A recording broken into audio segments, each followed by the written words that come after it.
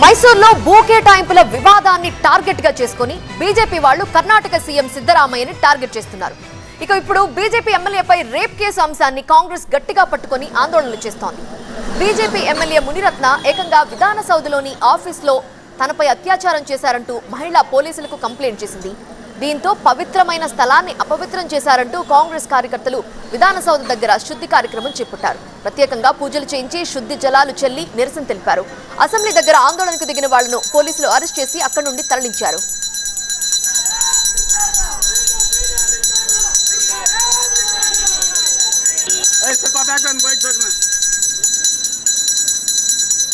BJP MLA మునిరత్నపై ఇప్పటికే కేసులు నమోదయ్యాయి. ఆయన్ని అరెస్ట్ కూడా చేశారు.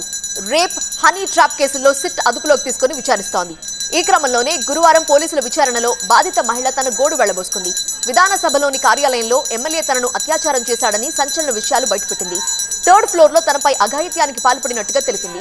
కార్లోనూ తనపై ఎమ్మెల్యే అత్యాచారం చేశాడని ఆరోపించింది. ఈ విషయాలు వెలుగులోకి రావడంతో కాంగ్రెస్ కార్యకర్తలు మునిరత్నంను శిక్షించాలంటూ ఆందోళనకు దిగారు. విధాన సౌధ దగ్గర సంప్రోక్షణ కార్యక్రమం చేపట్టారు.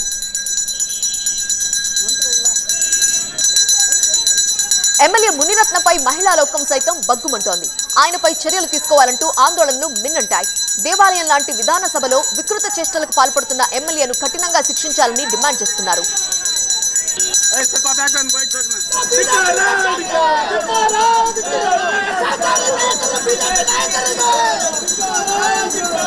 విధాన